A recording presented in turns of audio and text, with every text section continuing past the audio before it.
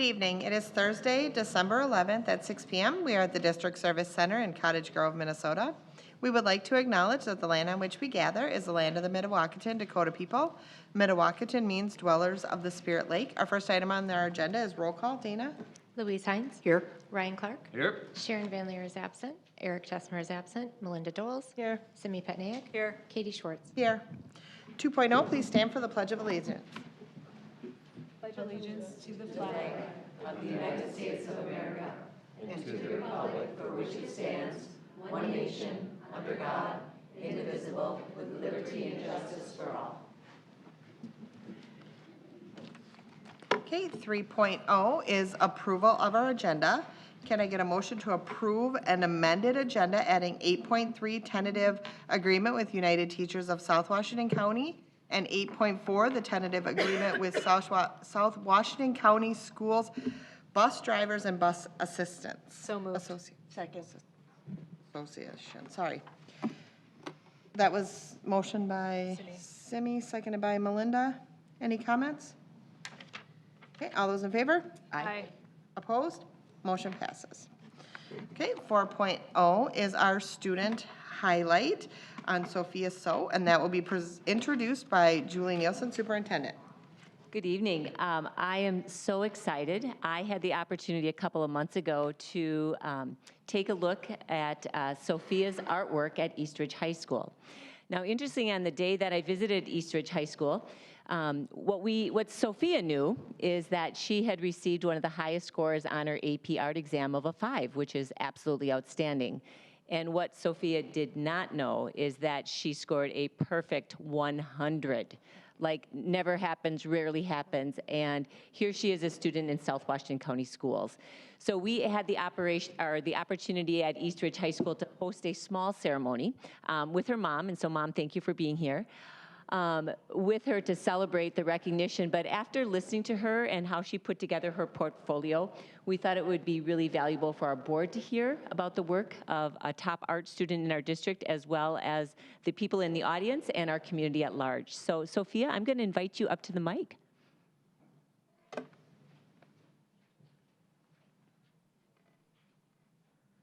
Okay, so I was a part of the AP Art and Design class here at Eastridge, which is a course where throughout the year you're working on a portfolio. There are 3 types of portfolios that you submit. There's a 2D portfolio, a 3D portfolio, and then a drawing portfolio. I selected 2D portfolio to submit my portfolio, which is made up of 2 separate parts. The first is selected works. This is based purely upon technical ability. So you can see the furthest art piece there of the pool scene. That was one of the pieces that I submitted for my selected works, and that was judged based off of technical ability once again. Then the more important part of the portfolio was this part of a sustained investigation is what it's called. So at the beginning of the year, you come up with an inquiry question, something that you want to discover and evolve in through your art pieces throughout the year. And for me, that question I chose was, how do I reckon with my cultural identity? As an Asian American, I grew up in an American society. I was born in Fullerton, California, and very much immersed in American culture, right? I spoke English, and I only learned Chinese as a secondary language in elementary school, and it was not connected with my family. My parents didn't speak it at home, and because of that, I felt this great alienation. So throughout my portfolio, through my pieces, I kind of explored my journey in accepting my own cultural identity as a Chinese American.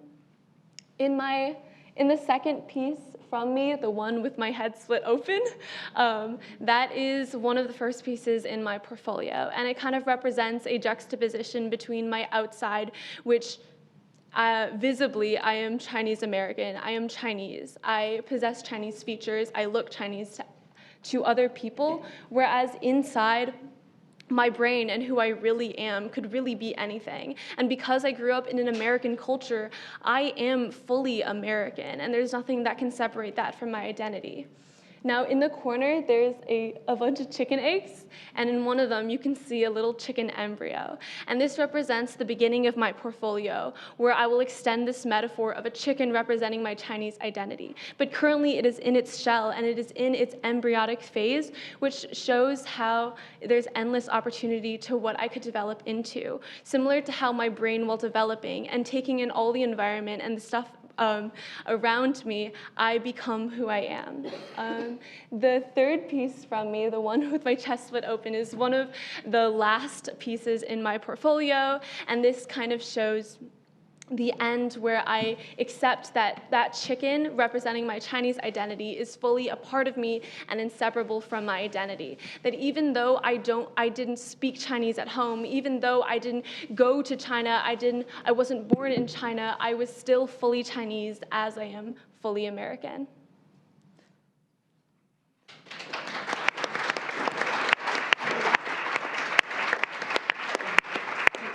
So is she not only an incredible artist, but an incredible speaker? And Sophia, why don't you go ahead and stay up at the mic? This really is a display of the rigor and the talent that we have in South Washington County Schools. And almost every day, if not a couple of times a day, I'm sure leaders out there will say, oh, she says it multiple times, we have the most amazing students. And Sophia, thank you for coming to share. I'll just ask board members if you have any questions for Sophia about her portfolio. I do. Is this on? Yes, okay. So my question really, I'm terrible at art, right? Which I told you beforehand. I don't, like a smiley face would be outside of my capabilities. And so looking at this, which is all, amazing, I guess my question is like, what is your process for doing this, creating the art, right? And how did your, how did you work with your teacher to support your journey as you're creating this? For sure. Yeah, it's actually a very interesting journey to how I got to this class. So I've classically trained in a bunch of mediums, from painting to paper mache. As you can see, some of my pieces on the table over there are 3D. And this was at a private art studio called Studio 7. However, during this private art studio, I was trained to replicate images, right? So I took magazines, I tore out pictures, and I would directly copy from that. That pool painting was a studio piece, and it is direct replication of another image, right? But during my art portfolio, you can't do that because it actually, in a technical way, it complicates copyright and everything like that. So just to keep things simple, I often took my own images, and not only that, but I had to draw from myself. When it came to my portfolio, obviously it's a very personal thing, so there's no image that I look up online that I can just copy from. And this was a huge change from what I thought the course was to what it actually ended up being. And I feel like it really developed me as an artist and as like a person who creates art. It's no longer a superficial, like shallow thing that's purely like cosmetic, I guess, I don't know the word exactly, but now it's something that I can draw from myself, my own issues and my own inspirations. And so touching on the piece of how I develop my pieces from the beginning, we go through a brainstorming where we just go on a simple piece of paper and just draw out simple thumbnail sketches and trying to solidify these ideas and what I'm trying to portray in these pieces. Once I have something that's mostly finalized, an idea in mind, I usually have an artistic vision for the piece. Now, during the artistic process, it's often really frustrating because I have a vision of what I want it to look like, but the thing on paper is not what I want it to look like. And so during that process, you're just working with different mediums and you're trying different techniques to really get it to what you want it to look like and how you want to portray your ideas. And so oftentimes for me, a lot of my pieces are paintings, so we'll start by blocking in colors and blocking in where I want areas to be, and then really going in with the details and rendering out those details. Hi, Sophia. I have a question. Actually, two questions. One of them is, when you're submitting a portfolio art like that for an AP, are the pieces supposed to be all connected somehow, or where they tell a story all together, or could you have done like 4 separate things? because I love how they're all connected somehow. And then the next question is, what's your favorite piece and why? That's a hard question. So I'll start with the first one. So the AP portfolio that I submitted to, so there are 2D, 3D, and drawing. Drawing is more of like a technical one, whereas 3D and 2D each have that sustained investigation piece and the selected works piece. So for the selected works portion of the portfolio, again, it's purely like judged upon technical ability. So these can be completely separate pieces. And so, for example, that pool piece, and then if you look on the table over there, I don't know if you can see it very well, but there's a dog piece, and those were some of the paintings that I created at the studio, and I submitted for my selected works for my technical ability. However, the main juice of the portfolio is the sustained investigation, which should be a developing story throughout my portfolio. And if you look from the beginning piece and all these other pieces that come around. There's some pieces on the table that represent different areas of my journey to self-acceptance in the end. And so I go through stages of where I feel undeserving of how I look and my Asian features. I feel that I'm not Chinese enough, that I don't deserve to be Chinese in a strange way because I was so American. But then near the end, I find that it's not mutually exclusive, and there's this accepting nature where Chinese is a part of my blood, it's a part of my body, it's a part of where I come from.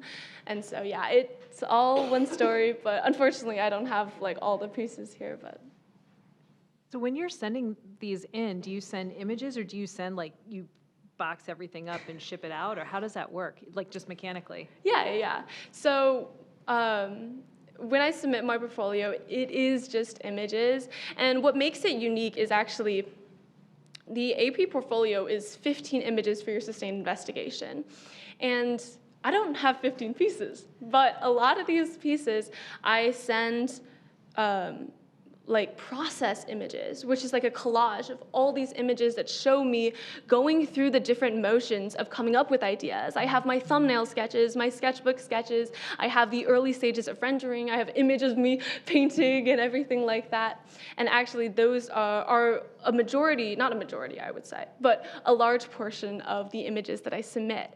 And so yeah, unfortunately, I mean, maybe fortunately, I didn't have to box things up, but it was, I feel like it's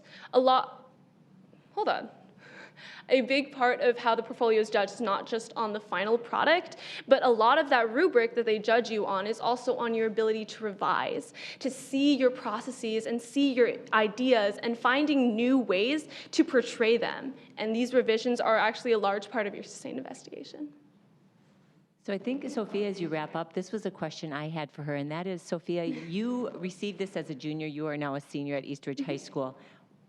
We're all thinking perhaps you're going to go into the art business, and can you tell us what your plans are for your future? Yeah, so I really enjoy art, so either way, whatever I go into, I'm probably gonna end up doing art on the side anyways. But I think my biggest fear against going into art for my future, especially as a career, is a fear that when I take my art and my ability to produce it and monetize it, that it'll take away from the comfort and from kind of this safe haven that I've created for myself when it comes to art. Oftentimes when, my mom knows this, when I get bored of my schoolwork, when I get bored of algebra or calculus or whatever, I go and I draw for a little bit, and it's really that change of pace, and it's really a place of refuge for me. And so if I were to have to study this, if I were to have to be constantly graded on this, I know it sounds crazy since I submitted an art portfolio, but I feel like that would take away from kind of the art making process and where it takes its place in my life. Moving on to the question, I plan on going pre-med. I really enjoy the human body. I loved biology a lot. As you can see, I love the human body. I love painting it. I love learning about it, so. Thank you. After she told me that, I was like, okay, now I'm making the connection. She's very interested. But be reminded that Sophia represents one of our many amazing students in South Washington County Schools. And Sophia, thank you so much for coming and sharing. Congratulations to you. Yes, thank you.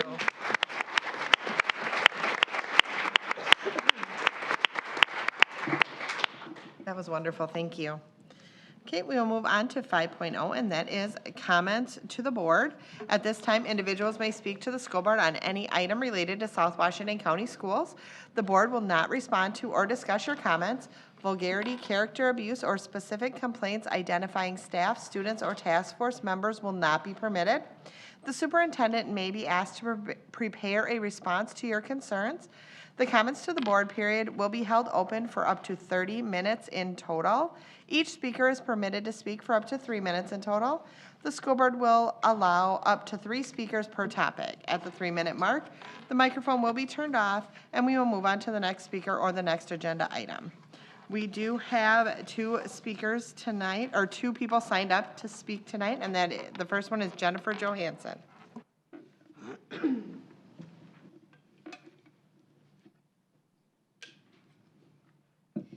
Good evening, Chair Schwartz, board members, and Superintendent Nielsen. My name is Jennifer Johansson, and I have worked for Sawashko Schools for 20 years, 17 years as a health assistant in the elementary schools, and 3 years as an office coordinator. Like many in our group, we are still currently working without a contract. This fall, our bargaining team came to the table with thoughtful, responsible proposals that balanced the needs of the district with the needs of our own families. We approached negotiations with respect, collaboration, and a genuine desire to find solutions. Unfortunately, what we saw in return were unfair proposals that support some staff members of our group while leaving others behind. That approach does not reflect equity, and it does not support the long-term stability of our school's needs. Our group includes a wide range of employees, part-time and full-time, with schedules that span from 9 months to 12-month positions. Despite this variety, one thing is consistent. Our pay is among the lowest in the district. Our starting wages are only starting wages in all of Sawashko that remain below $20 an hour, and our group includes the lowest paid 12-month employees in the entire district. These disparities make it even more important that every member of our bargaining unit moves forward together, not just some. All we wanted this year for Christmas was a fair contract, and instead we will be heading into the new year in mediation. Because we had to seek support from the state to help move this process forward. That is not where we hope to be, but we could not accept proposals that divide our union or push employees backwards. We want a contract that reflects the essential work that we do, the increasing demands of our roles, and the cost of living in our community. We want to move forward, not backward, and we want equitable support for all office professionals, not just a portion of us.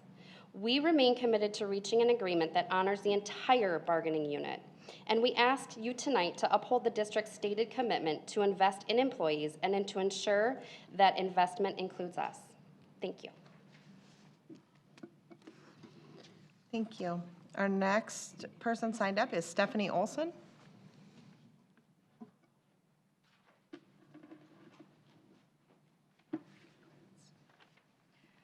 Good evening, Chair Schwartz, board members, and Superintendent Nielsen. My name is Stephanie Olson, and I'm a proud member of the Office Professionals Union here in Sawashko. We are currently in negotiations. I'd like to share a little about my own story because it reflects what many in our group are experiencing. I currently work 3 jobs. I'm a pre-K substitute assistant teacher. I work weekends as the librarian at the Newport Public Library and Community Center, and I am a full-time media clerk at Gray Cloud Elementary. Year-round, I substitute for Lake Area Discovery Center, a Christian-based preschool program. I take sub-jobs on non-contracted days throughout the school year, and I fill my summers completely with substitute teaching. On top of that, I work regular weekend shifts at the city library. I've worked in Sawashko since 2018, and for all of those years, I have needed multiple jobs just to make ends meet. I haven't had a real vacation in years. Even my social time gets squeezed into errands. I'm going grocery shopping. Do you want to come? I'm running errands. Let's meet for coffee.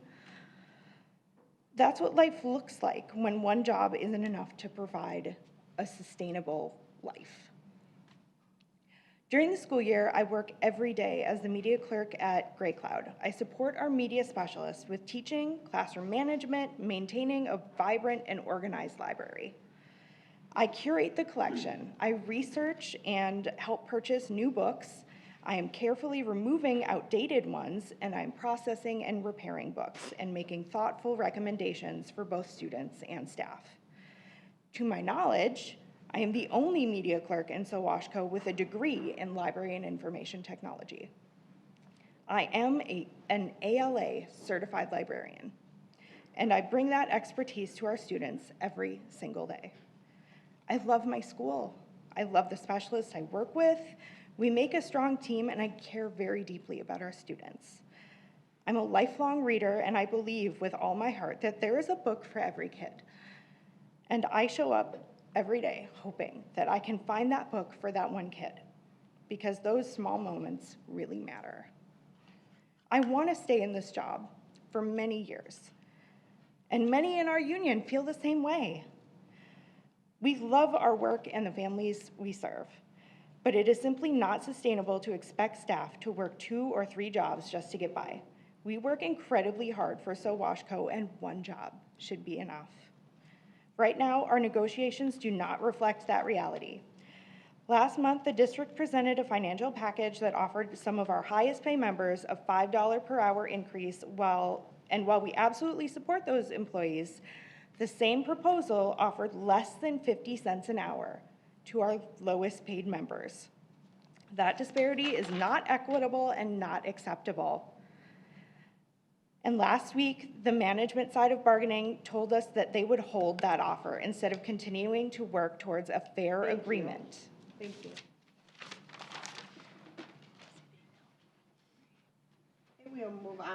We'll move on to 6.0, and that is our consent items. All consent items are considered routine and non-controversial by the school board and will be approved by a single motion. There will be no separate discussion of these items. Prior to this meeting, board members have had the opportunity to review each of these items and may request for any item to be moved to the action items for individual consideration. That did not happen this evening, so can I get a motion to approve? So moved. Second. Motion by Simi, seconded by Eric? Eric. All those in favor? Aye. Any opposed? Motion passes. Okay. 7.0 is our information items, and we do have one this evening, and that is 7.1, the Comprehensive Achievement and Civic Readiness Annual Report, and that will be introduced by Ms. Kelly Jansen, Assistant Superintendent. You have to practice that, just to read it out loud.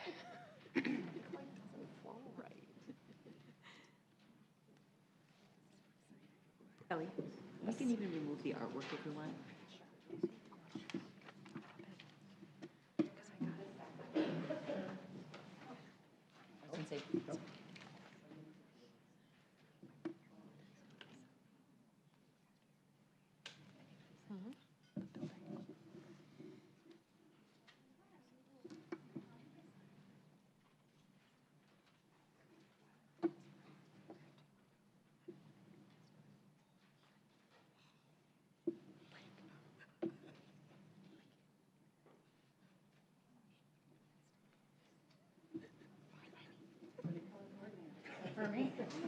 Thank you. All right. Good evening, Board Chair Schwartz, board members, and Superintendent Nielsen. On behalf of our team, Mautau Jacobson, our Director of Program Evaluation, Research, and Assessment, Ann Mockenhaupt, Early Childhood Screening Coordinator, Jolene Mass, Director of Teaching and Learning for Elementary, and Mark McEmoyle, Director of Teaching and Learning for Secondary. We want to thank you for this opportunity tonight to present our annual Comprehensive Achievement and Civic Readiness, or CACR, if you want to shorten it, Katie.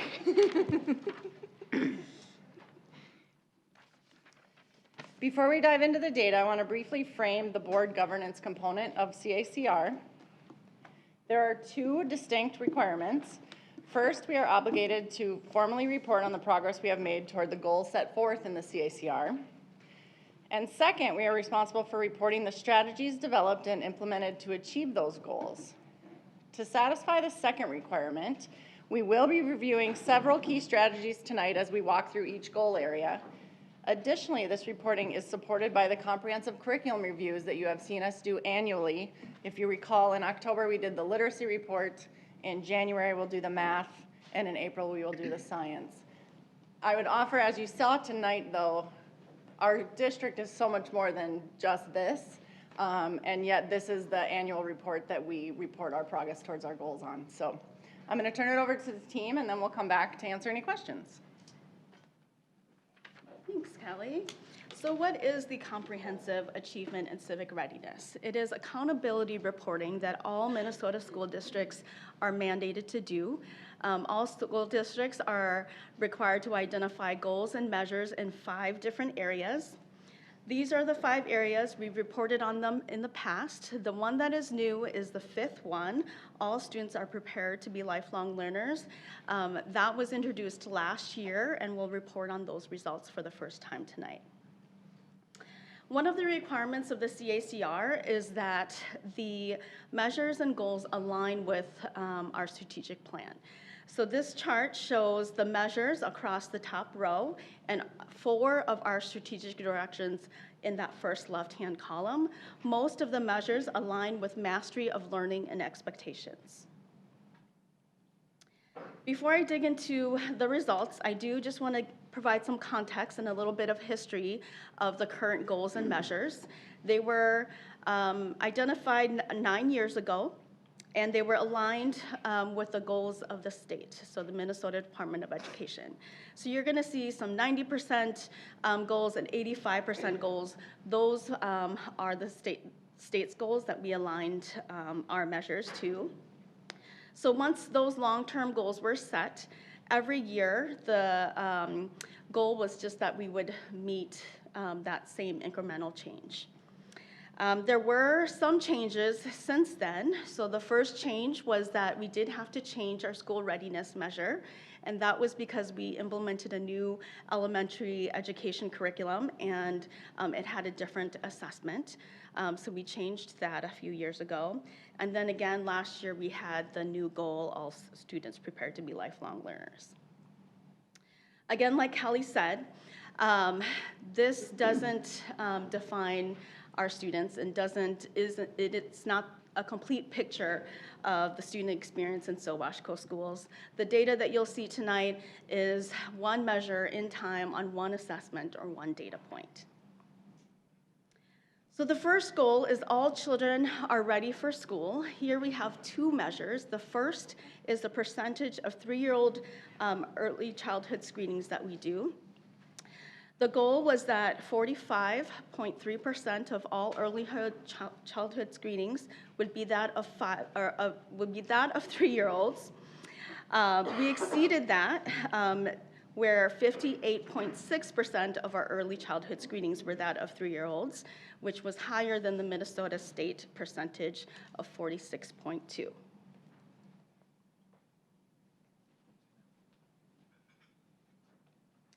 So I will share an overview of early childhood screening in Minnesota, including what it is, why it matters, and what families can expect from the process. In Minnesota, every child has the right to receive a free early childhood screening, starting at age 3. Early childhood screening is required for all children before they enter kindergarten in a public school. Screenings are offered by all public school districts, Head Start, and some medical clinics. In our district, early childhood screening operates under the early learning umbrella within community education, alongside our early childhood family education, or ECFE, and preschool programs. This structure allows us to provide a coordinated, family-centered experience.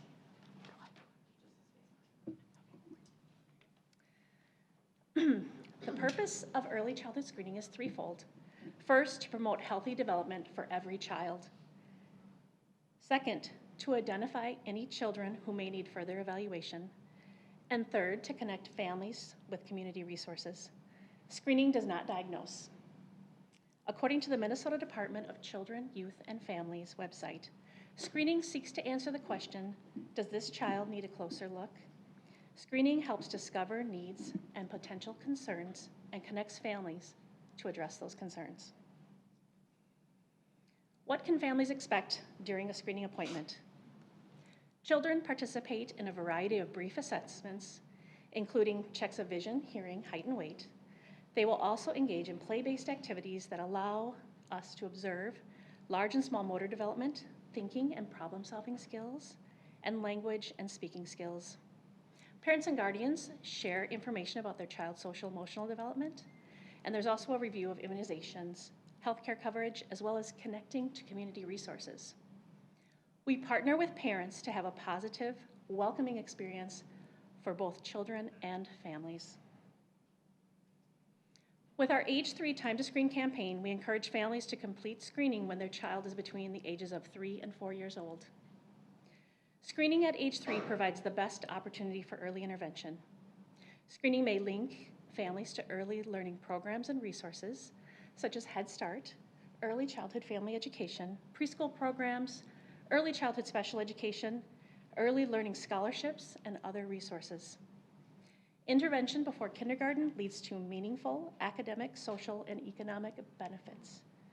Additionally, increased state funding reimbursement corresponds with early screening. To promote awareness, we launched the Age 3 Time to 3 campaign. This promotes an understanding of what screening is and what screening is not. A common misconception is that early childhood screening is a kindergarten screening. The campaign aims to build an understanding within the community about the importance of early screening.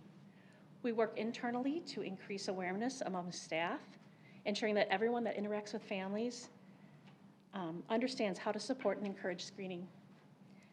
Parent educators introduce screening to all families in their classes. Screening information is included in the ECFE and preschool catalogs, family newsletters, as well as community education constant contact emails, to name a few. We provide on-site screening to ECFE participants and families learning together where transportation may be a barrier. Many of our community partnerships are established through ECFE outreach. This includes public health nurses, child care providers, and community preschool programs. We partner with community preschools to offer on-site screening for families. Early childhood screening is a part of our strategic plan, which ensures screening is a part of our commitment to supporting students as successful learners. Thank you.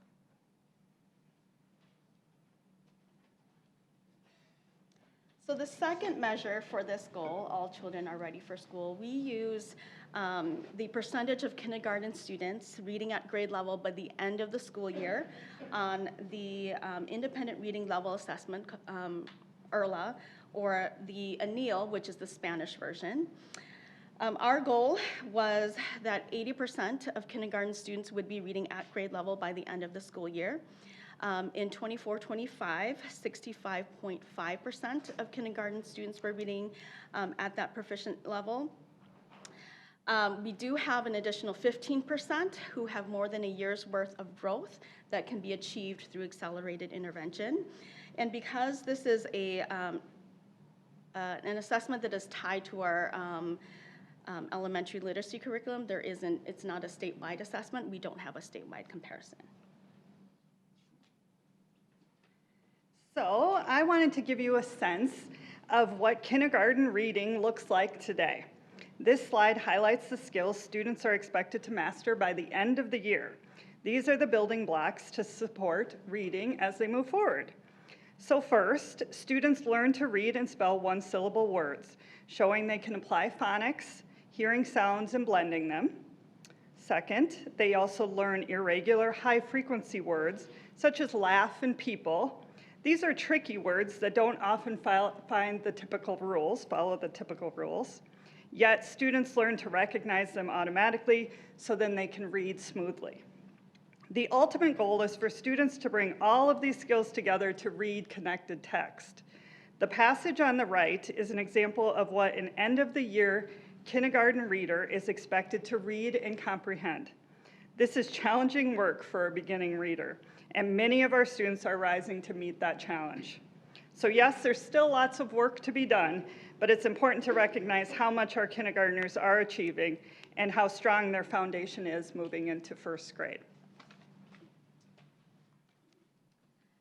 So the second goal is closing racial and economic achievement gaps. For this, we also have two measures, the MCA math proficiency rate, as well as the reading proficiency rate. I'm going to start with the math proficiency rate. Our goal was that 90% of all students and 85% of all students across groups would be proficient on the MCA math. In the 24-25 school year, 51.8% of all students were proficient. And then the percentages across different student groups varied. All of our percentages were higher than the state's. This is a visual showing the math achievement levels by the different groups. So to be proficient, students have to score in the meet standards or exceed standards, but you'll also see that between 1/5 and 1/4 of our students are partially meeting standards. For reading proficiency, the goals were the same. So 90% of all students would be proficient on the MCA reading and 85% of students across groups. In the 24-25 school year, 54.5% of students were proficient on the MCA reading. And again, the percentages across groups varied. All of the percentages were higher than the state. And then here again, about 1/5 to 1/4 of students were also partially meets. So after looking at our achievement gap numbers, I'd like to start by discussing how we're responding at the elementary level. We're making real progress in building a stronger system to support students. We're not finished yet, but the work is underway and moving us in the right direction. A key part of this work is making sure every student, no matter what school they attend, gets access to the same high-quality instruction. That's what we mean by guaranteed and viable curriculum. All students learn the most essential skills, and teachers have the time and tools to teach them well. We also use common assessments so teachers across the district can track progress in the same way and know exactly who needs the support. From there, students get help at 3 levels: strong, everyday instruction for everyone, extra support for students who need a boost, and some intensive help for students who need additional time and practice. We've also built time into the school day for students to receive this support without missing key, important core instruction. As we continue putting this system in place, it will help us to respond earlier, support students more effectively, and continue closing those achievement gaps.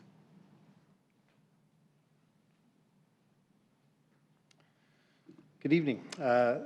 Similarly, at the secondary level, our main focus is MTSS. This structure is designed, as my colleague mentioned, to systematically measure progress on what matters most for student learning. Here's what that means. Over the past year, our teachers and administrators have been working hard to identify priority benchmarks. We know that the state prescribes many standards. These benchmarks, though, form the foundation for our guaranteed and viable curriculum, ensuring that every student, regardless of school, has access to essential learning and is both challenged and supported to show proficiency. So as my colleague Jolene mentioned, we would consider Tier 1 being about 80 to 85% of our students reaching proficiency on those priority benchmarks with strong core instruction. In Tier 2, then we are providing additional in-class support strategically, which could mean small group, extra time, and targeted interventions. And then we know that there are Tier 3 supports that are really needed for about 5% of our students that are much more intense. And that would be through specialists and interventionists and small group one-on-one time. We say that MTSS is systematic, and we're excited about those students in the middle as well, because it's strategic in the sense that we have an MTSS leadership team at every site, and our PLTs, our professional learning teams that consist of teachers, are studying the priority benchmarks and will be evaluating the results of the common summatives that they're making that will exist across our district.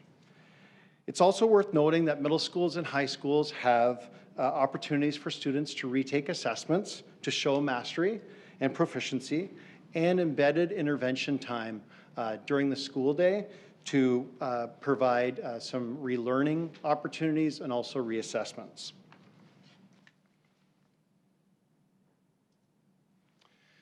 I would be remiss without mentioning the connection to college and career readiness. And so I'd like to highlight the opportunities that exist for our students to also help close the achievement gap. We have it, as you're pretty familiar with, advancement via individual determination, our AVID program, both at the middle school and high school. We have an online platform that's utilized called Zello, which provides opportunities for self-discovery, career exploration and planning. And of course, our students all have access to rigorous course pathways through our AP, IB, PSEO, concurrent enrollment, and Project Lead the Way course offerings.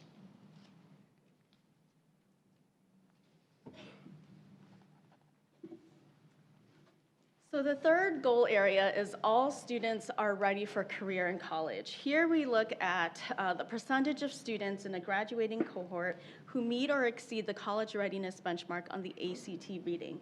This means they score 22 or higher. Our goal was that 63% of students would meet this benchmark. For the graduating class of 2025, 48% of students met this benchmark, which was similar with the state percentage of 47%.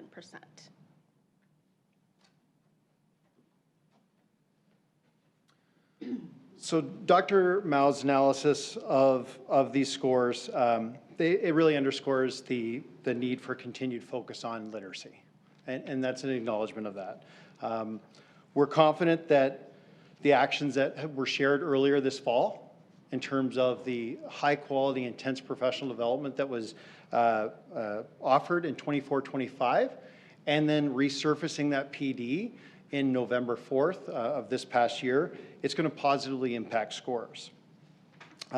That said, I also want to highlight additional secondary level efforts that support college and career readiness. This means, in terms of our mission, we educate students for success. This means that every student graduates prepared for college, career, and life. In terms of academic readiness, this means providing a rich experience and a four-year planning experience for every student. It means providing access to AP, concurrent enrollment, and honors courses. We have an AVID program that is implemented at the middle and high school levels to support college career readiness.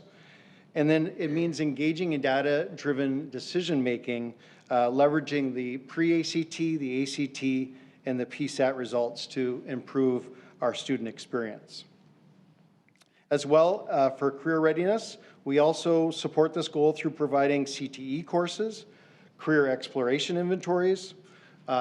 Later on this evening, you'll hear about our intent to reorganize and renovate our course guide to make sure that the courses are organized in career pathways so that our students can see the relevancy in the curriculum that the teachers are already showing this day to day, but just in the organization of the course guide to see that those courses are connected to life after high school. And then we also are exploring local partnerships with businesses and colleges for internships, job shadowing, and looking at providing opportunities for students to have recognized certifications.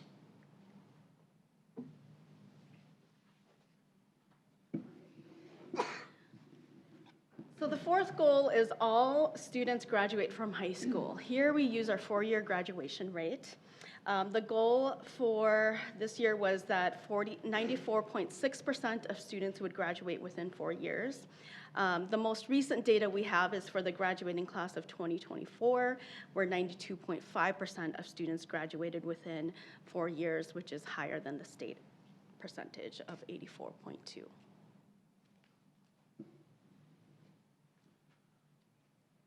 So this slide really reminds us of the rigorous course requirements that are part of graduating in Sawashko.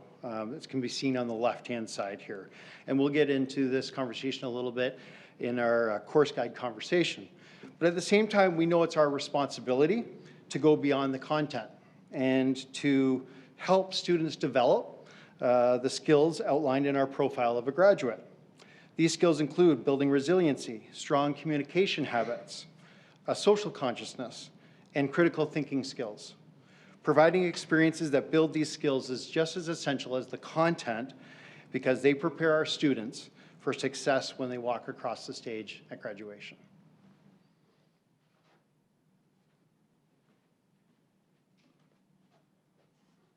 So as I mentioned earlier, the fifth goal is new. All students are prepared to be lifelong learners.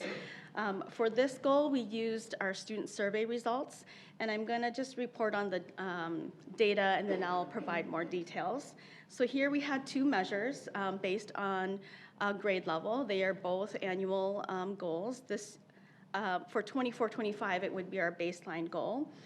The first measure is that the percentage of students in grades 5 through 10 would be in the developing or higher level of having lifelong learner skills. For our baseline year, we are at 98%. And then for students in grades 11 and 12, they would be in the skilled or higher level of having lifelong learner skills, and the percentage of students who fell in those categories were at 86%.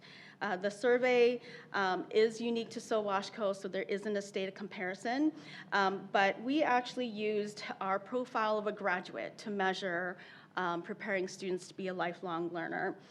So after getting this as a new goal and collecting feedback, we landed back on our profile of a graduate because those 4 skill areas that Mark had talked about defined what we saw as a lifelong learner. So you'll see that our survey questions measured those 4 skill areas, and our theory was that those 4 skill areas defined what it meant to be a lifelong learner. With our survey results and our scale, we identified 4 levels of lifelong learner skills. So the first is emerging. These are students who are starting to learn and acquire those skills and apply those skills. Developing, where students are actively building and using those skills with support and encouragement. Skilled, where students are independently and consistently applying those lifelong learner skills. And then advanced, where students are competent, they're confident, and they could very much help other students learn and gain those skills. These are the Profile of a Graduate survey results. So for students to receive a level, they have to have answered all of the survey questions for Profile of a Graduate. I did link in those survey questions if you are interested in taking a look at that. For students in grades 5 through 10, there were 25 total survey questions.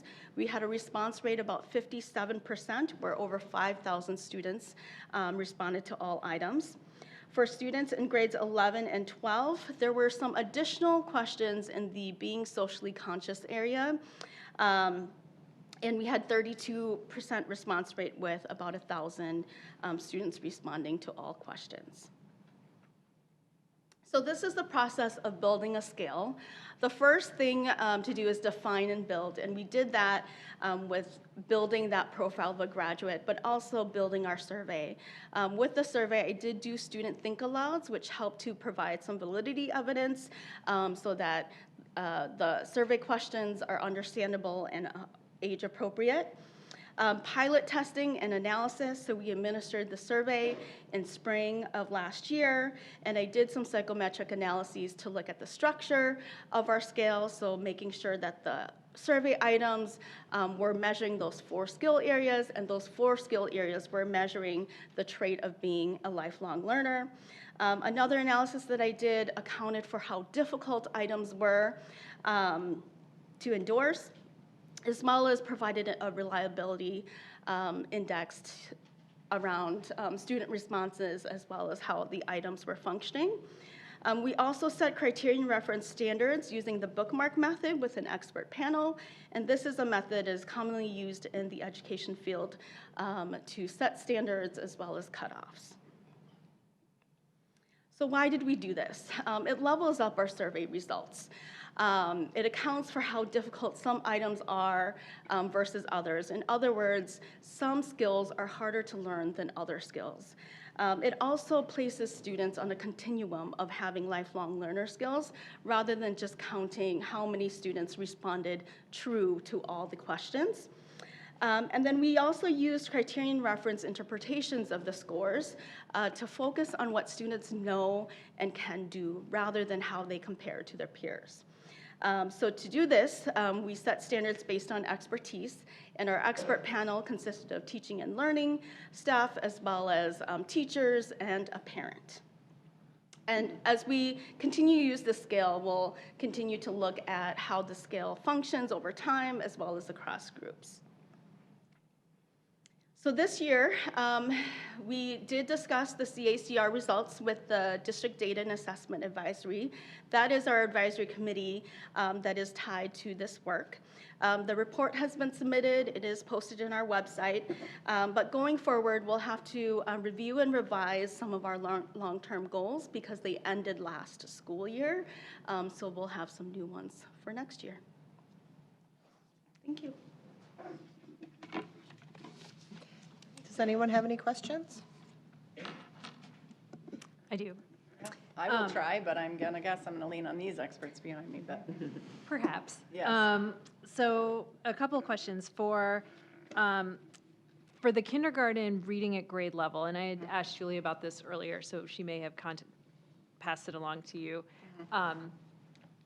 So, you know, every time I read anything in the paper about education in other countries, you see like it's someplace like Finland or whatever, like they don't teach kids to read until they're 7, and then everybody knows how to read, right? And so even though we have now, and I remember when I was in kindergarten, there was, you know, you'd read during circle time when the teacher read to us, but we weren't really reading You weren't reading that ourselves. passage that we saw. Right, we were not reading, yes, right, there was none of that. And I know, you know, that different kids develop at different rates, right? And I guess one of the things I think about is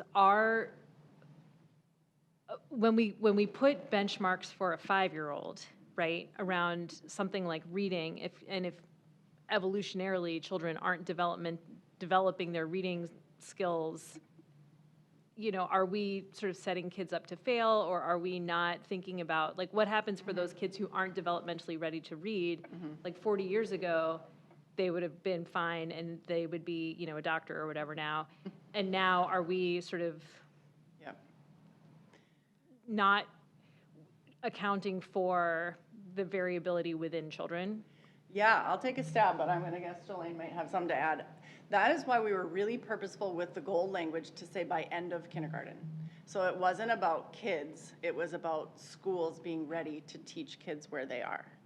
And so, yes, and I would also agree with you, the rigor of reading has been pushed down significantly into grade levels.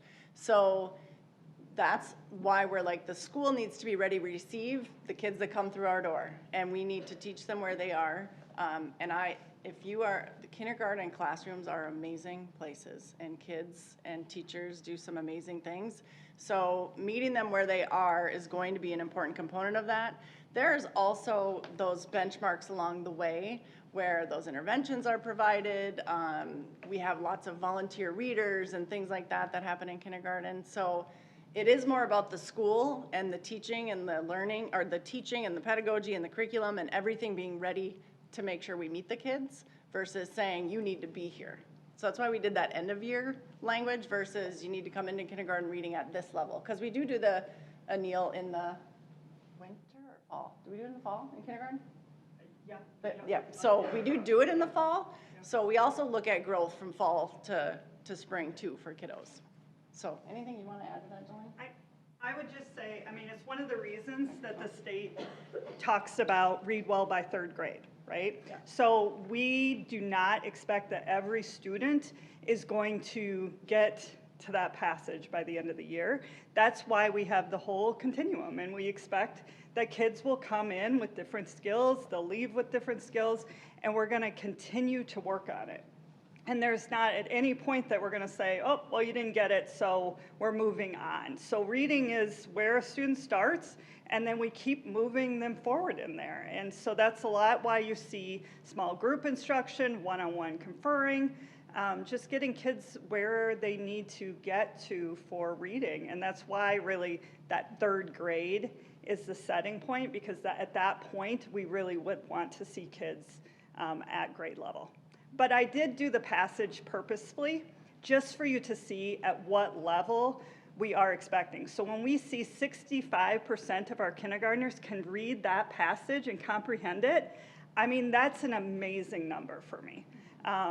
So that's really, it was intentional to put that in there for you to be able to see really what are we talking about when we talk about kindergarten. Because if you're just thinking about my own education, you're talking about knowing your letters. Right. And that's not what we're expecting for students now. So I don't know if that answered enough. No, of that. it does. It's just sort of remarkable to me, and I think probably to a lot of other adults, like how different school operates now than it did back in our day. You know, I was like super smart because I could write SIMI on a piece of paper, and two of those letters are the same. So, my other question was around the partially meets on the MCAs versus the meets and the one above meets. Yep. Exceeds. Meets and exceeds.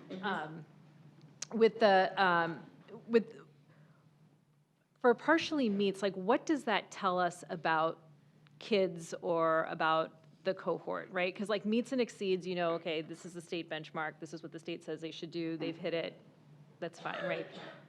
With the partially meets data, is it like, oh, if they gotten one more question right, or 5 more questions, or 100 more questions, or whatever it is, like what does that tell us about kids? And do we see sort of systemic ways that we are not hitting benchmarks? We know which Yeah, So- yeah, yes. It means could be 1 question, could be 5 questions. I wouldn't say it's 100 questions, but, you know, I think it's a 9-point range. Did you look that up? Like a 550, for a 5th grader, 550 would be a meets. Okay. A 650 for a 6th grader would be meets. Someone who scores a 549, however they do all of their scoring on the back end, is a partially meets kid. Okay. That doesn't mean he's 1 question away. Right. You know, it just depends on how they have done that scoring. And I believe the last time I looked it up, it was like from 540 to 549 is partially meets. Okay. Or you know, something similar to that. We can certainly get that. I think we have that in our presentations for the math, reading, and science when we do those MCAs. So I'll look back at that. But so yeah, that's what that means. We do, when we choose and look at those priority benchmarks, those guaranteed learnings, we look at MCA test specs. And we look at where are the benchmarks that we need more practice at, and making sure that we are emphasizing those in those priority benchmarks. That doesn't mean we're not teaching all benchmarks or other benchmarks. It's just those benchmarks that we focus on where we're going to teach and we're going to reteach and make sure that kids really understand it. So, so we certainly get the test specs after the fact that we examine. And in terms of our curriculum, where are the gaps in our curriculum? We're looking at, for example, morphology right now for elementary, things like that. So we get those results. We can look at what are those benchmarks, and we do use that for lots of different reasons. Okay, and so like the teachers have the benchmarks for their, like if I'm a 4th grade teacher, I have what the kids from 3rd grade did on their MCAs that are in my classroom, correct? Yes. Okay. Yep, you can see the longevity data of a student that is in your class. Yes. Okay. And then I did have one question about the ACT. Do we look at any of the other sections at all to assess anything else? Like, because I know you said that we look at reading to determine whether or not our kids are ready. There's another The career and college ready. career and benchmark. college ready. Do we look at any of the other sections to help inform anything else that we might be doing?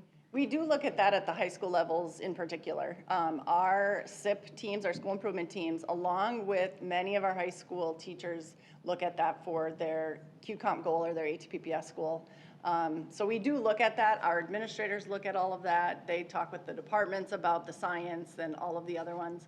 I think that's the goal that we kind of are like, why did we choose that as our measure? And so I think that's a goal that, you know, career and college ready, making sure that we have that, why did we select the reading portion only of the ACT versus a composite, or, yeah. So it's used a lot of ways similarly to MCA for our high school kids. We've heard our kids talk about MCAs versus ACT at the high school. We know that that is a test that perhaps means a little bit more to them, so it might give us a little bit more data.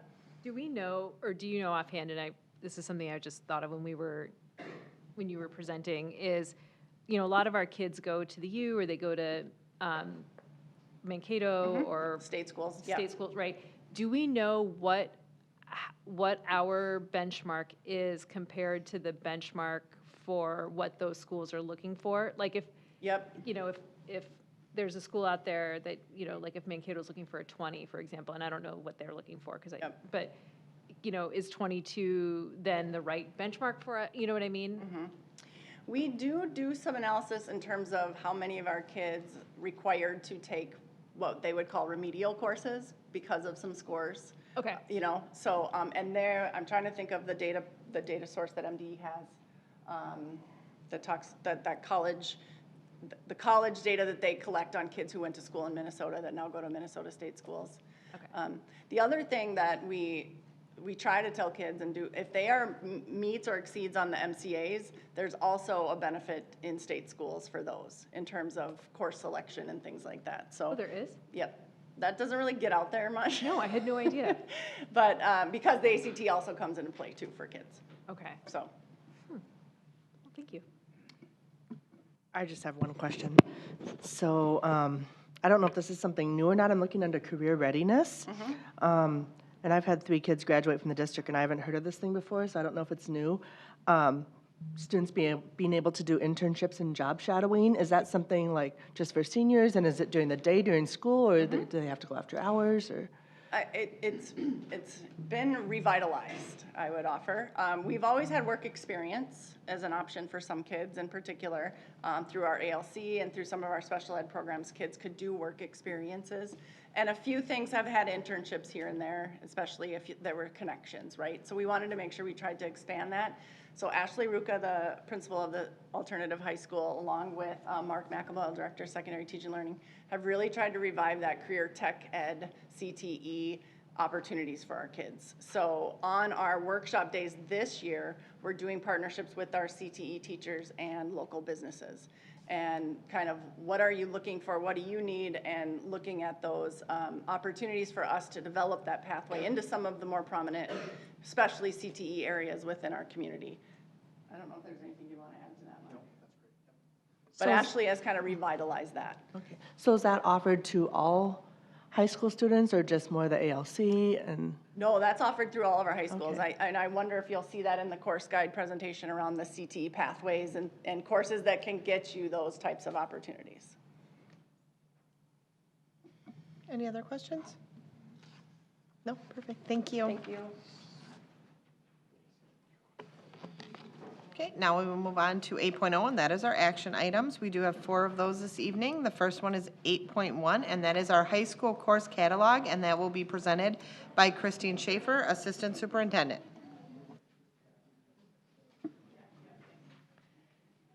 Good evening, School Board Chair Schwartz, School Board members, Superintendent Nielsen. So before I start, while this is listed as an action item, it's actually an information item. So no approval will be needed. The purpose of tonight's presentation is to review our high school course catalog and share the course editions that will be available for students for the 26-27 school year. So to give some context as to why this work happened so early, this week already our high school counselors started in our middle schools talking to students, giving presentations on scheduling for next year already, and they'll do that again next week. So with that, we need to update our course catalog early in the fall so that students have what they need to register for next year. So tonight, we'll talk about policy 613, the graduation requirements, which you've seen. There's just one change in there that we'll talk through. We'll talk through the legislative requirements and updates. We'll talk through some changes in the course catalog. We'll show you the timeline for submitting and approving new courses. And then we'll show you the final list of courses that have been approved. And then talk about some foreshadowing for the year after. Actually, we've started that work, and Kelly kind of alluded to that related to CTE. All right, so our graduation requirements in policy 613, these have not changed. 4 years of language arts, 3 years of math, 3 years of science, and you can see how that translates to our trimester schedule. 3.5 years of social studies, 1 trimester each, 1 credit each of health and phy-ed, 2 trimester credits of fine arts, and then new this year for the class of 2028 and beyond is 1 trimester credit of personal finance. So that is a new legislative requirement, and a minimum of 21 trimester credits. So just to clarify for personal finance. So the students in 2028 and beyond, so this year's 10th graders, which includes my son, which is why I know all about this, students need to have 66 credits to graduate. Students in 2028 and beyond will still only need 66 credits to graduate, but one of their elective credits will be personal finance. So they're not needing more credits, they just are using one of their elective credits for personal finance. So if there's any confusion of that, that's what that will look like.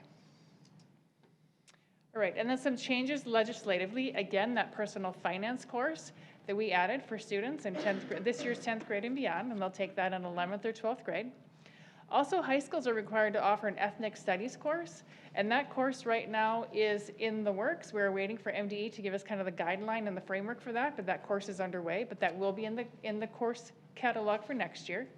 And also, school districts are required to offer an American Indian culture and language course for an elective credit. That course is also underway and will be added to the course guide for next year. Right, so those are the legislative changes. Now I'll welcome Mark McElmoyle back up so he can talk through some of the changes in the course guide. Thank you. So tonight's purpose is to share the courses that are available in the 26-27 course guide, which I'll do shortly. But as you know, we need to always be thinking ahead. And as Ms. Jansen mentioned earlier, we're already thinking about the 27-28 course guide. And I want to share a goal that we have in teaching and learning along with our building principals to renovate the course guide, as I've shared earlier, to be organized in a career pathway structure. Relevancy matters to adults and to students, and so we want students to see clearly the connection between the coursework and life after high school. But that's it for 27-28. For the upcoming 26-27 registration season, we want to give you an overview of how we got here. And we started the process earlier this year. First of all, our teachers know our students really well. And so you might be wondering, well, how do these classes and course proposals even come to be? Our teachers are really in tune with what our students are asking for. And so last spring, we started collecting those proposals. We came together, teaching and learning and district administrators to review those course applications. And we made some decisions and then communicated those back to teachers last spring. Then we got to work on drafting the course guide for 26-27, and we finalized registration materials, course cards. Shout out to counselors, administrators, teachers. It's a lot of work to get ready for that registration season, and it's a lot of excitement in the air in high schools at this time of the year. As Ms. Schaefer mentioned, high school counselor visits to middle schools. And then we'll be back with family information and opportunity nights as we get into the new year, and then registration season. So with that, I'd like to share in an excited fashion the new courses that will be in the 26-27, or that are in the 26-27 guide. If you have any curiosities around the course descriptions, this course guide is already live and on each school's website, so please do feel free to peruse the course descriptions. But we have personal finance, as was mentioned earlier on, in the brick and mortar class. We have AP Spanish Language and Culture. We have Spanish Immersion, People, Cultures, and Language. We have the Ethnic Studies class. And then we also have some online course offerings, Writing Your Own Music, AP Music Theory, the Ojibwe Language and Culture, and that's the earlier reference that we had to American Indian and Culture Language class. We have Lifetime Movement, Renewable Energy 2 and 3, which builds off of the first level. We have Agribusiness, Baking and Pastry, which is also offered in brick and mortar as well. So there's an online option and in person. Although I will give a shout out to our online teachers of design. They really do work hard to try and replicate the best they possibly can with kits, whether it's in science or in this case, baking and pastry, the best they can online. And then personal finance will also be offered online as well. With that, we will open up to any questions you might have. Anyone have any questions? I do. So first for personal finance, so so does the state require that it has to be taken during high school, or does it require that it has to be taken in either 11th or 12th grade? 10th, 11th, or 12th grade. 10th, 11th, 12th, okay. So, because I'm thinking about how 11th grade is oftentimes like the worst year for high school students, just because like if you mess up, you're never going to do anything with your life kind of vibes that permeate everything. And so, they can't, so can current 10th graders take personal finance and have it count? Or does the personal finance class that we currently offer not match what the state's requirements are? The current finance class does not match what the state needs. Okay. So all students 11th to 12th grade will have to take it. Okay. And then, and then AP Spanish, I know is currently offered at Woodbury, and so it'll be offered at the other 2 high schools as well? Is that how it is, or is that? That's currently just at Woodbury High School. Oh, that's just at Woodbury, okay. And then, so it'll just stay at Woodbury, it's not gonna expand to the other 2 high schools, okay. Just because it says new courses, and I mean, I have a child who took AP Spanish, so I know that it exists, so currently at Woodbury.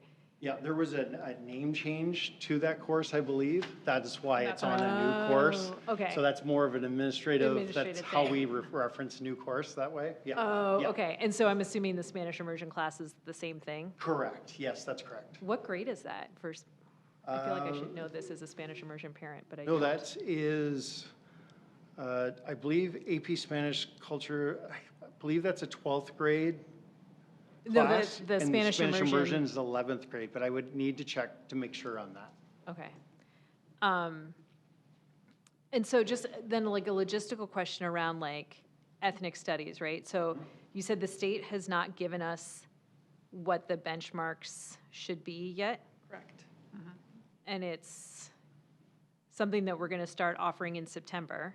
We hope to, right. We just got an email yesterday. I think Mark got an email yesterday saying, it's still in the works, we're working on it, we'll get it to you soon. So we're hoping as soon as we get that we can get teachers creating the course so Right. that it is ready by September. Or it's a summer project. Okay, and so like how long does it take to create a course from whole cloth like this, typically? Yeah, thank you. So I can share personal finance, Yeah. for example, is a great example. Through really great collaboration between our math teachers, our FACS, our social studies, and our business teachers, 3 release days, and with a really good framework from MDE, and we have that course scope and sequenced out in probably less than 3 full days with a Okay. release. So that gives you a sense of the scope of the But it length of also time. requires all of that people time for those 3 days. Correct, and a very Okay. clear framework of what the outcomes should be, so then our teachers can really do the magical work of figuring out the scope and sequence and the Okay. order. Yep. Does that answer your question? It does, yeah, no, that's great. Any other questions? Nope, seeing none, thank you. Thank you. Okay, so now we will move on to 8.2, that is an actual action item. And then that will be our final levy for taxes payable in 2026, and that will be presented by Chris Blackburn, Director of Business Services.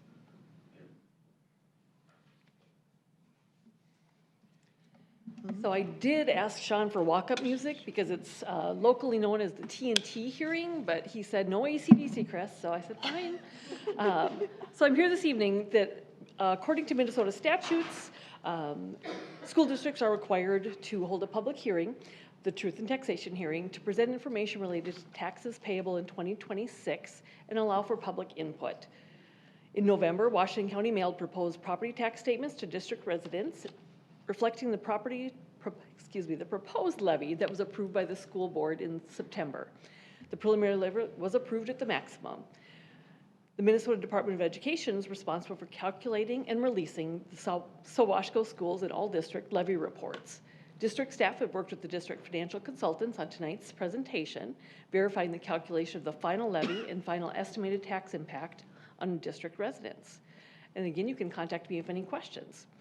As a note, after the presentation, a public hearing will be held. You'll notice there's public comment as the last slide, and at that time, if there is any public comments, they're certainly welcome to come to the microphone and speak. Please just state your name, and then I would ask for action from the board after to approve the levy. So with that, I think Dana did say, how many slides are there, Chris? So I said I talk real fast. Minnesota state law requirements, then are required by state law to host a public meeting between November 25th and December 29th each year. We have to hold it at 6 p.m. or later, and it must be part of a regularly scheduled meeting. And again, we have to allow for public comments, and we can also approve the final levy at that meeting. It must consist of the presentation of a current year budget information as well as proposed property tax levy information. So our hearing agenda, it seems funny to me to call it a hearing because I feel like I'm just up here a lot, but background information on school funding, the district's budget, district's proposed tax levy for taxes payable in 2026 calendar year, and public comments. So the Minnesota legislature must set funding for Minnesota public schools. So here's the Constitution that really just talks about, and I'll notice the bold, I'll highlight that. The legislature shall make such provisions by taxation or otherwise. So this is what provides the authority for a school district to tax our residents. The state of Minnesota then sets formulas which determine revenue. Most of the revenue, as we've discussed many times here, is based on the amounts per pupil. They also set tax policy for local school districts, including our kind of maximum amounts. The maximum, we can levy less than those maximum as allowed, but we are not allowed to levy more than we were authorized unless there is a vote. And so, for example, in 2021, when we successfully passed the operating referendum with the wonderful support of our community, that then we can add that later. So even though we'd approved at the maximum, we are allowed to add that because, again, it was voter authorized. Other than that, we cannot raise our levy after that September once we set the maximum. The state also authorizes, again, to submit referendums and operating capital needs. So there is statute that allows us to request additional dollars through our voting residents. But as a result of all of these, funding for school districts is highly regulated. So the basic general education formula, we do talk about that a lot because that's where we receive about 44% of our revenue in the general fund. And since 2002, 2003, the state revenue formula has not kept pace with inflation.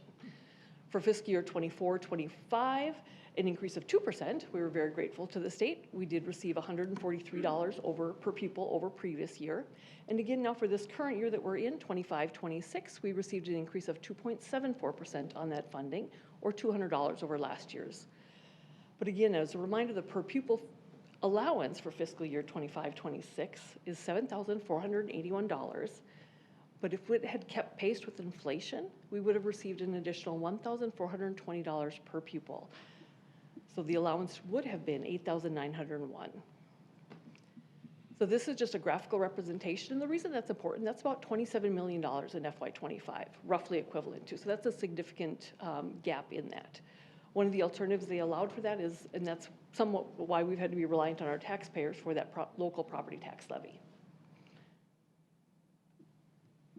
An additional item to discuss today is the underfunding of special education. And according to the Minnesota Department of Education, for FY24, which was their most recent numbers available, or finalized numbers, the cost of providing programs were underfunded statewide by $503 million. And they do anticipate that even with the recent funding improvements, we know that the cross-subsidy aid particularly had risen recently and is projected to rise again, or currently in statute, to rise again in 27.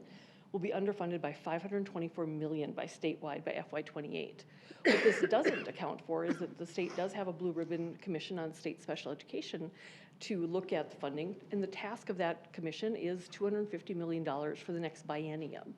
Roughly equivalent in each of those years, then it's $125 million statewide in each of those years. Our impact would be at roughly $3 million in each of those years, reduction in aid. They're tasked with either somehow reducing the aid in their. It says if they're unable to find measures, then that they have to, what'll kick in is the cross-subsidy aid will revert back lower to accommodate that. So primary options to bridge these funding gaps are to kind of adjust regular program budgets or increase referendum revenue, and a lot of districts have done both.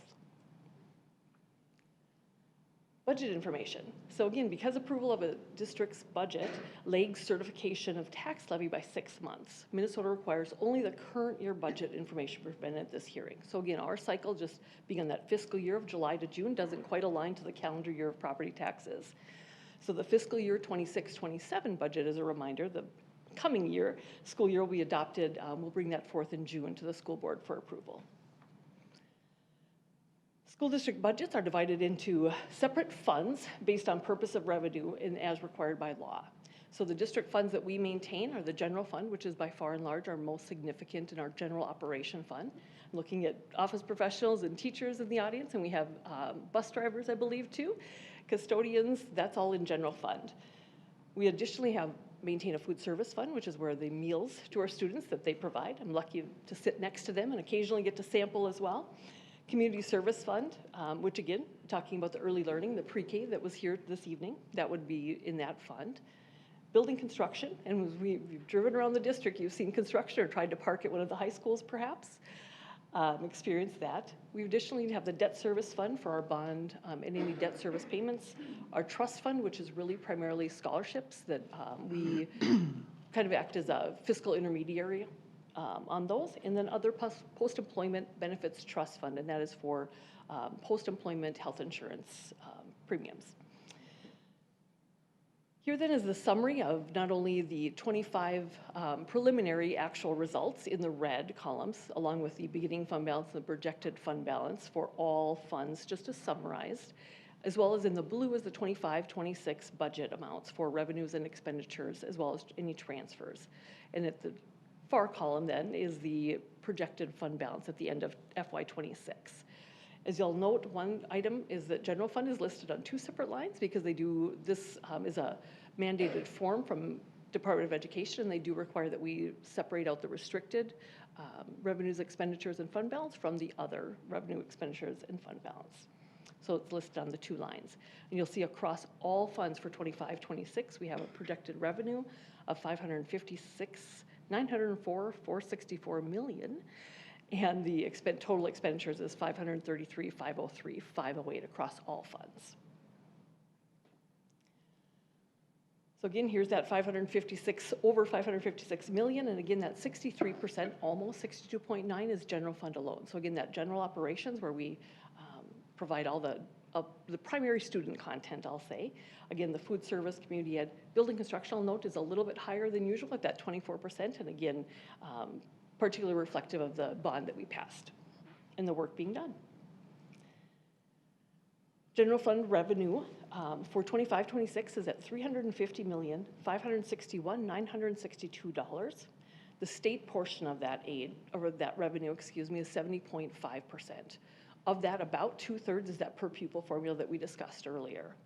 So you'll see the local then to that offsetting to make up for that funding difference is that 28% of local revenue, primarily made up of property taxes. There is some other student fees and admissions and such in that as well. The general fund expenditures then for FY26 budget, 25-26 budget is $352,505,39. $505.39, not quite sure how to say that, apparently this evening, but this presents the expenditures by object code. So that really tells us what it is spent on. And so this slide illustrates, again, as we've talked before as well, the salaries and wages plus benefits accounting for more than 78% or about 78% of the district budget. So again, the primary expenditure that we do is the staff that provide that direct service, direct or indirect service to our students.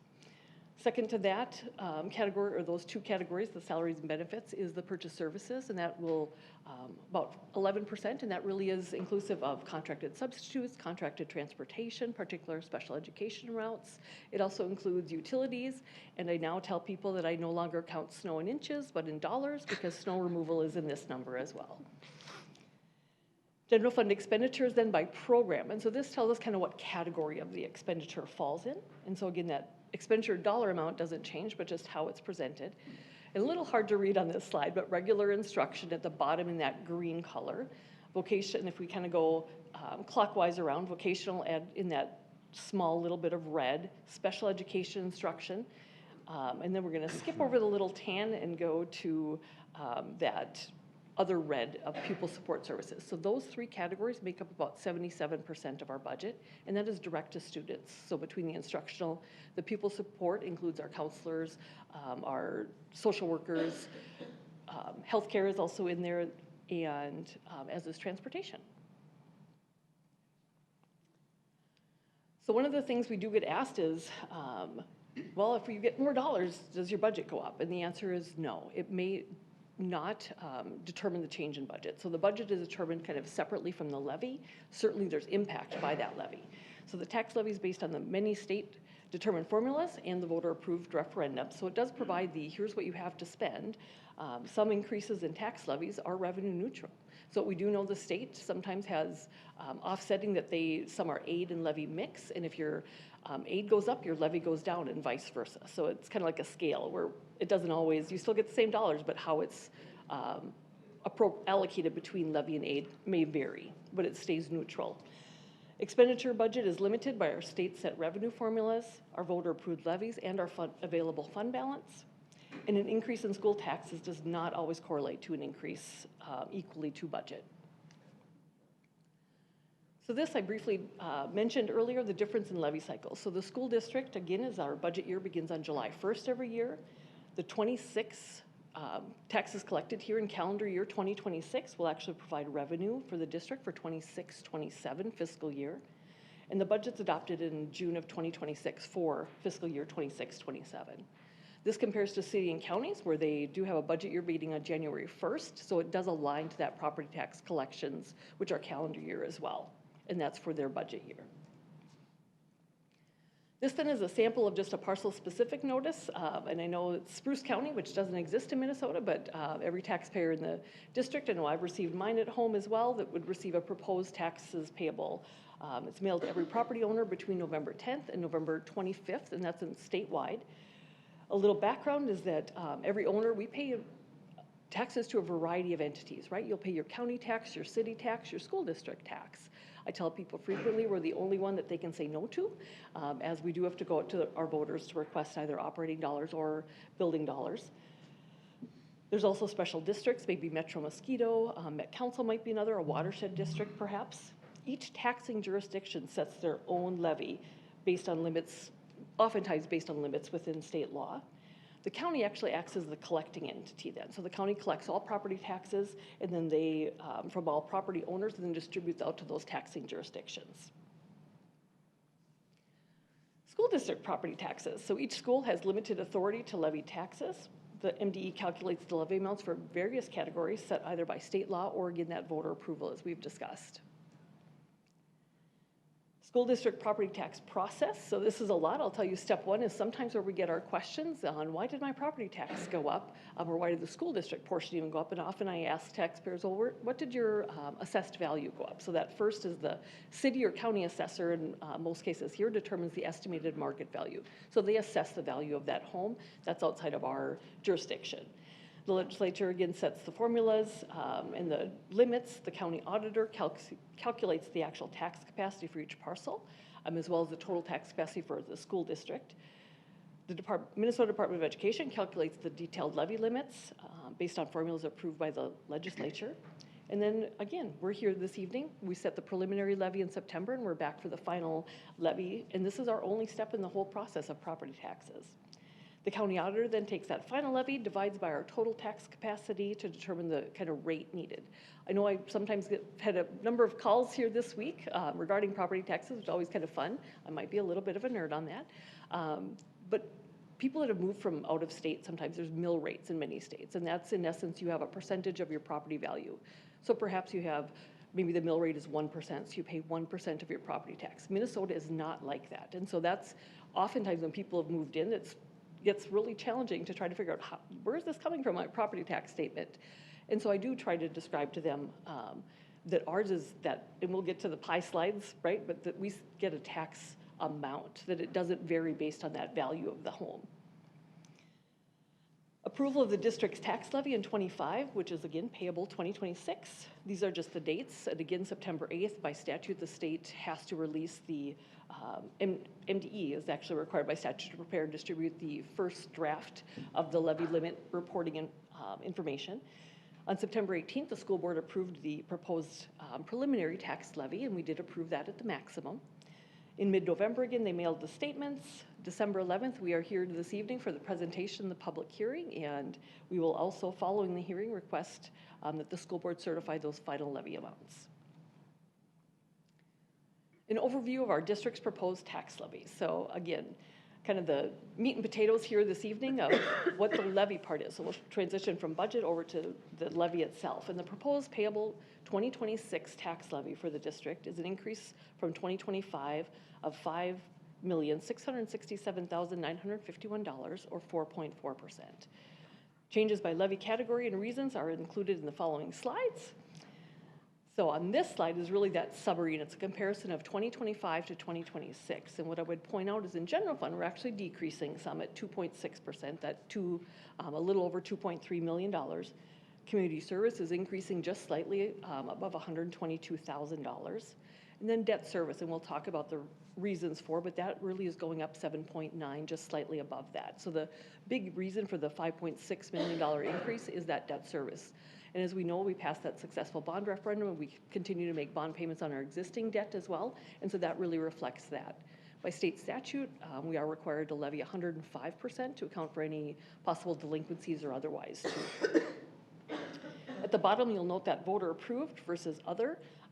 And the voter approved is that, again, kind of reflective of that bond that was approved. So total 4.4% up across all funds. Excuse me, should have brought water up with me. Category then in general fund, we one of the main, so in the next slides I'll just highlight some of those big reasons for the differences. In the general fund, the voter approved operating referendum, this is just to highlight that again that was passed with inflation, and so we do see an increase of $912,312. That really is open for use for general operating expenditures. The reason again is that we passed that referendum question with an annual inflationary increase. It also, though, is impacted by pupils, so it's a pupil amount as well. So as our enrollment changes, that will also, so that was, even though we likely would have seen a slightly higher increase with our projected enrollment. So again, it's unprojected. We know that there's some declines that we're anticipating to see in the coming years, and so that does offset that some. In the general fund, we also have long-term facility maintenance. So there's a bond portion and a general fund portion, and we're seeing a decrease in the general fund portion of $5.5 million. As a reminder, the long-term facility maintenance can only be used for deferred maintenance. We can't build new buildings. We can't use it for any other type of operations. It can only be for that deferred maintenance. So perhaps we need HVAC. I felt a little chilly in the back row today. We can certainly utilize it for those type of things, indoor air quality and such. So again, we're eligible due to our size, they used to call us old 1A districts, based on square footage as well across the district. And so we can, the 10-year plan goes every July to the state and is approved by the board for the long-term facility maintenance plan. The revenue is based on that. And then the levies are coordinated with other capital and debt levies so that we try to really maintain a stable kind of level or declining tax rate for our taxpayers. Also in the general fund, the other significant item was the prior year adjustments. This was an increase of $1.8 million over the previous year. I will tell you that some of this is really challenging to come. Their initial levies are often based on estimates. So as we get finalized numbers, we will see adjustments. And so as we think of the scope of what 1.8 across all of general fund, it's not a significant percentage-wise, but dollars-wise, it certainly can be. So in later years, as numbers are finalized, then they do make those adjustments going back retroactively. In the debt service fund, so again, we talked about that one going up kind of the most significant of all the funds. The voter approved and the long-term facility maintenance in this fund, the changes were an increase of $6.3 million for the voter approved and $1.5 million for long-term facility maintenance. You'll notice we went down in general fund on long-term facility maintenance, kind of a little bit of an increase in the bonded portion, and it's the required payments on the bonds. So in this case is strictly that, but we do with LTFM, we know that there's that little pay-go, kind of the general fund piece and the bond piece. Again, that requirement of 105% of our debt service to cover delinquencies, and again, that coordination that we do to try to maintain that level or declining tax rate.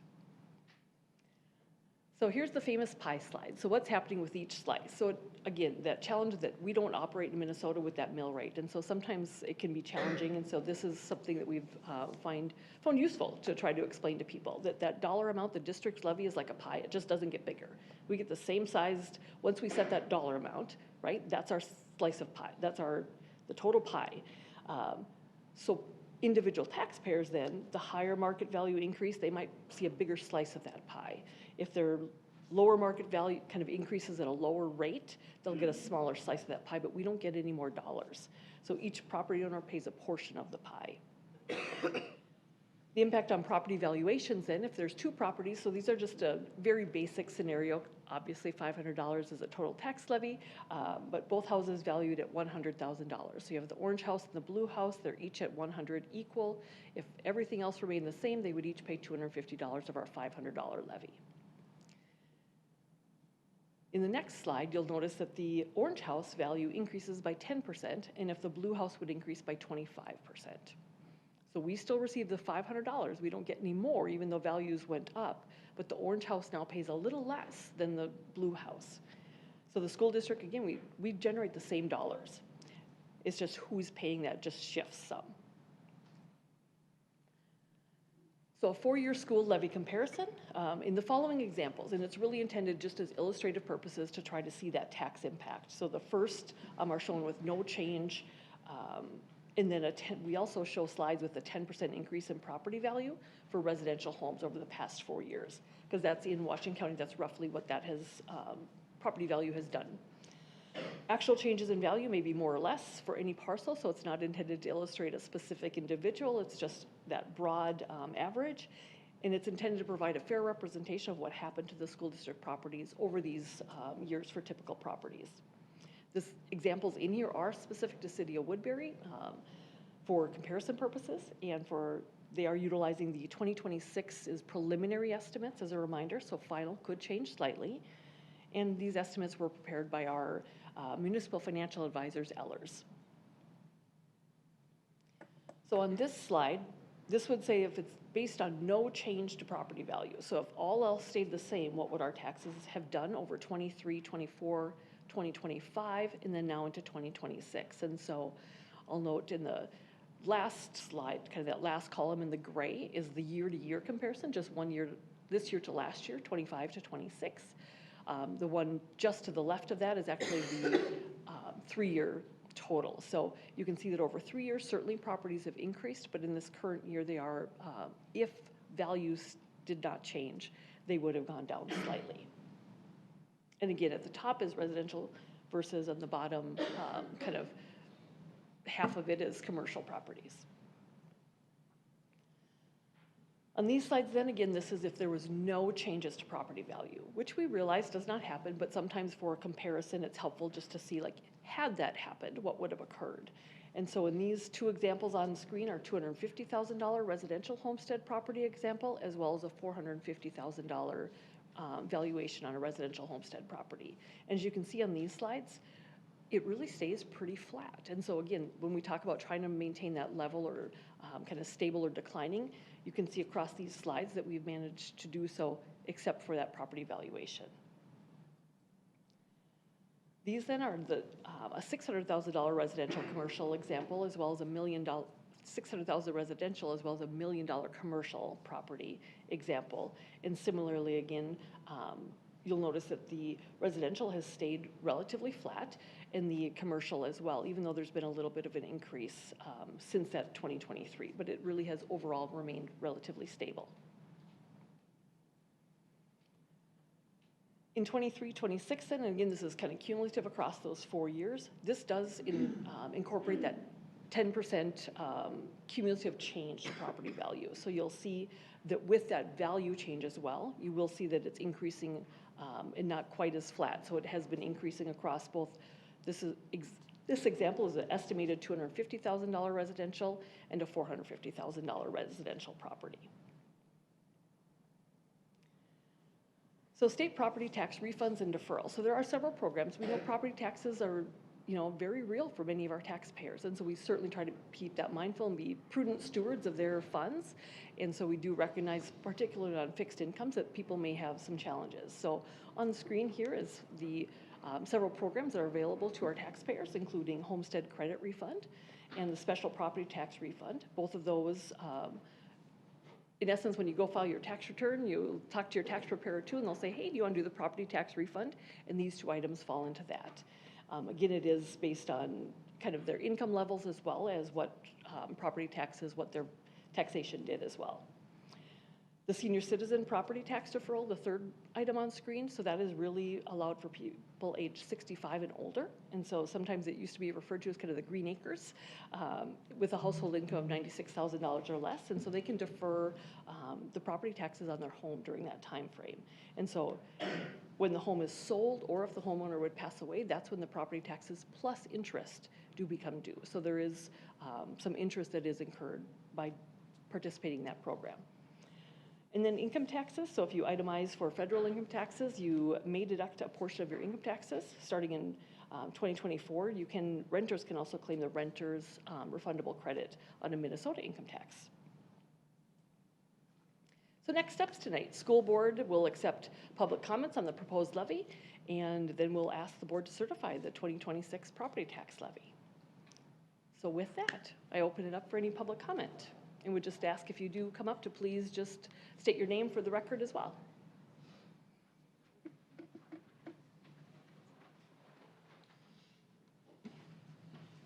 Not getting excited. I saw that young man get up and I'm like, oh, come on.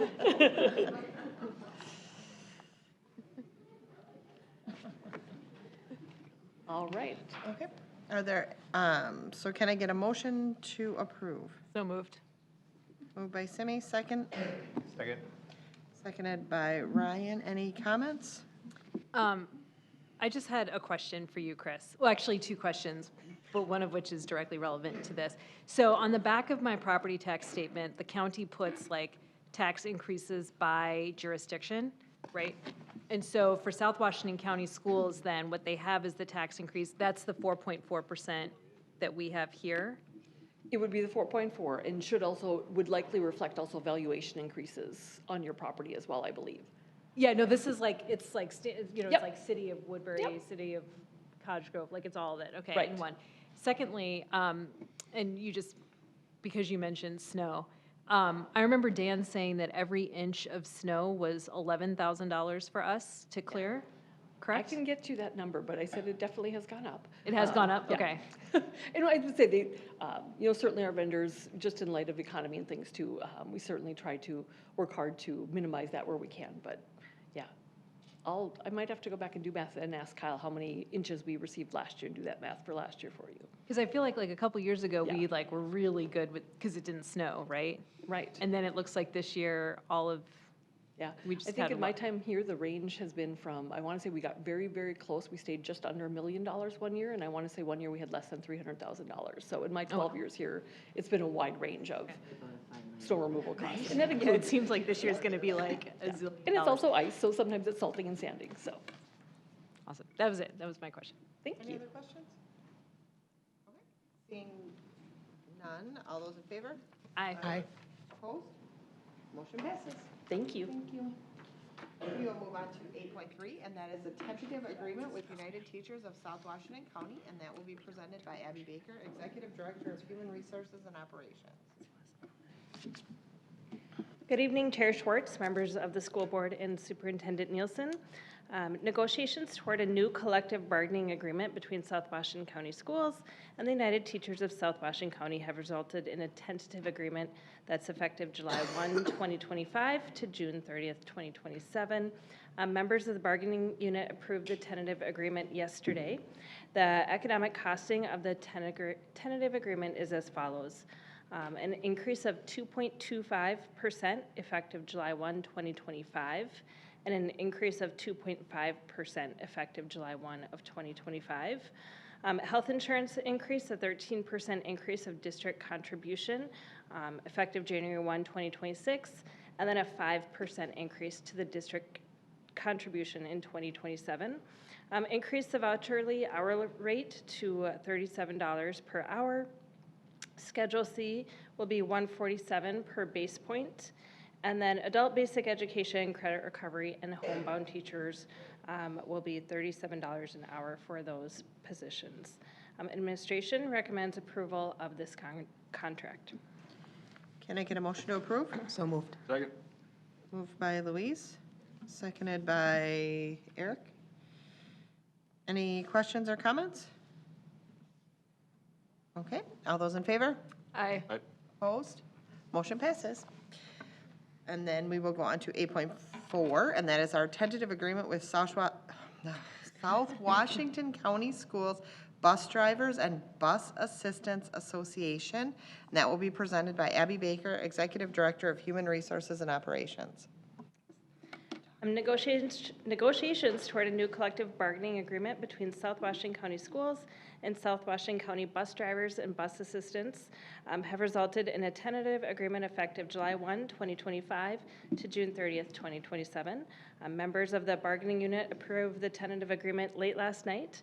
The economic costing of the tentative agreement includes the following: an increase to $28 per hour effective July 1, 2025, an increase to $29 per hour effective July 1 for 2026. That's for bus drivers. For bus assistants, an increase to $21 per hour effective July 1, 2025, and then an increase to $22 per hour effective July 1, 2026. For health insurance, it would be a 9% increase to the district contribution on high deductible plans. And then the same thing for the 2027 plan year, a 9% increase to the district contribution for high deductible plans.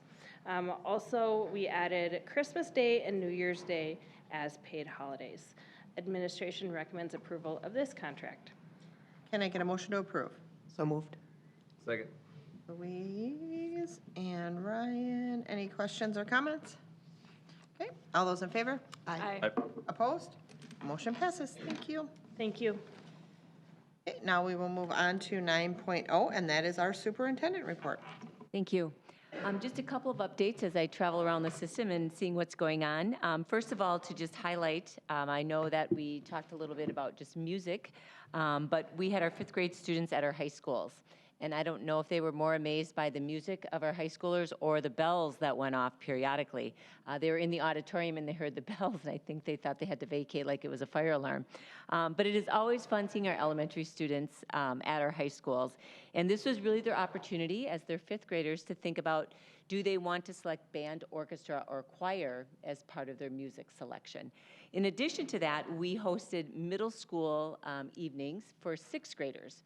And this was the first time we did it, and we had about 300 parents along with their students come to sessions really to learn about what middle school was like.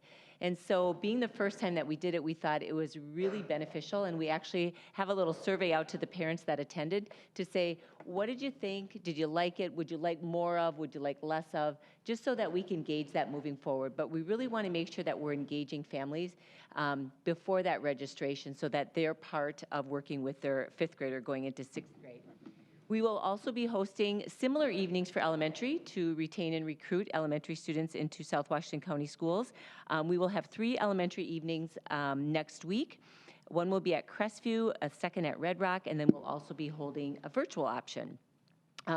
Tomorrow afternoon, or excuse me, evening, the 12th, we will be celebrating Hmong New Year at Woodbury High School. It is a free family celebration. There are performances, food, fashion show, arts, crafts, education, and artifacts.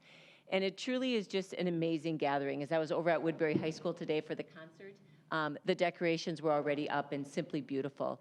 And so for the community and people in the audience, our board, if you're able to attend, it is a night very worthwhile and getting to see the many talents of our Hmong students and families. As we think about, we talked about course catalog tonight. As we head into winter break, we will be doing the enrollment rollover. And then, of course, we'll be doing class registrations, and then that leads right into staffing. And so definitely a busy time of the year. Looking forward to winter break, which will begin here in South Washington County Schools on December 22nd, with the last day for students on December 19th. And one final thing, I don't want to embarrass Eric, I told him I wouldn't. But as we close the meeting this evening, we'd like to recognize and thank Director Eric Tesmer for his 4 years of serving on the school board. Serving on the school board is a significant commitment, not just in meeting times, but reviewing materials and information and engaging in conversations about the future of the school district. This also includes the questions and input that you receive as you are perhaps traveling in the grocery store or out with your family. We appreciate the hours you have invested in serving the students and families of South Washington County Schools. On behalf of the Executive Cabinet and your school board colleagues, we thank you and wish you the best.